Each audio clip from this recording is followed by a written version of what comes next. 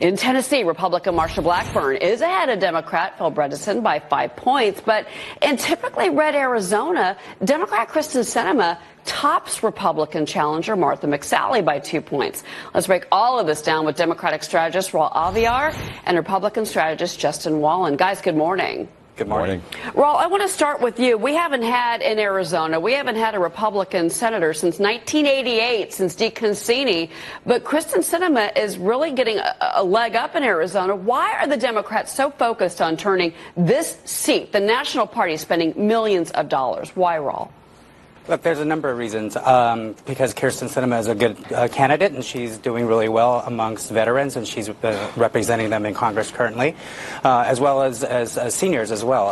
And it's an important seat for us to get because we have a lot of issues that are riding on whether or not the Senate is in the Democratic hands. So we're focusing on this, and it's going to be a good race for Democrats. Look, the Republicans have, Justin, a tight hold on the Senate right now. But, you know, I want you to hear what Martha McSally herself said about why this race has taken on national importance.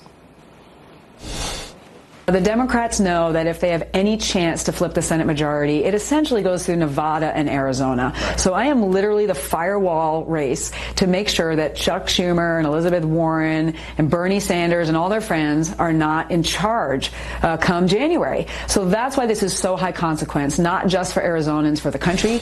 Justin, does she have a point here?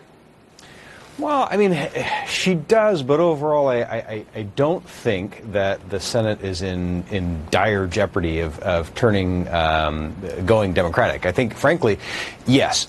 In Arizona, it's too close to call. There's no question about that. And she's delivering an excellent fundraising message.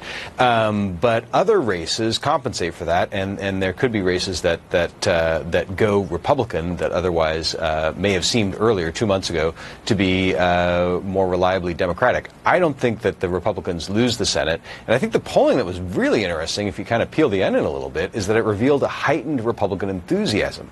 And that, I think, is what really drives the election turnout, of course, Although I and have results. to say, the reason that we're pointing out Arizona, and we're going to move to Tennessee now, but the reason I wanted to point out Arizona is because, again, there has not been a Democratic senator from that state since 1988, and Sinema is actually in the lead. And a lot of this is national money being poured in. The Democrats are not trying not to make any mistakes with the Senate. Let's move to Tennessee, guys. I want to talk about Marsha Blackburn. She is going up. She's a congresswoman, obviously. She's going up against Phil Bredesen. He was a two-term governor of Tennessee. He was Nashville mayor. And if you look at the local politics of this, he actually has a lot of support from a local level. Do you think that that's enough, even though he's trailing in the polls, enough to give him a good showing in Tennessee in this race for Bob Corker's seat?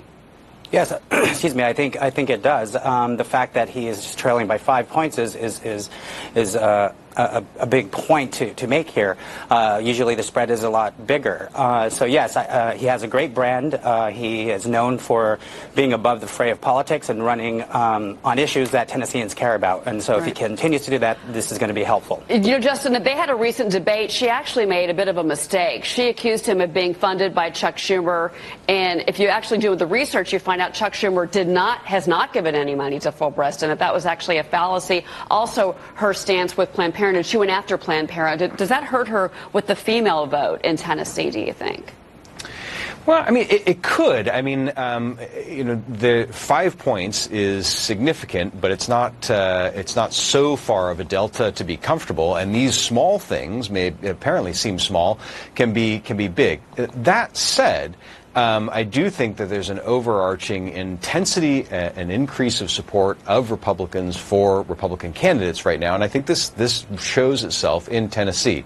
So I believe that that the candidate will be able to surmount those items. All right. Well, again, with regards to Tennessee, we're going to leave it here. But 56% approval rating for Donald Trump in that state right now. We'll see if that Trump bump is enough to push Blackburn into Senator Corker's seat. Justin Wallin, Raul Aviar. Guys, thank you very much for being here. It's going to be exciting.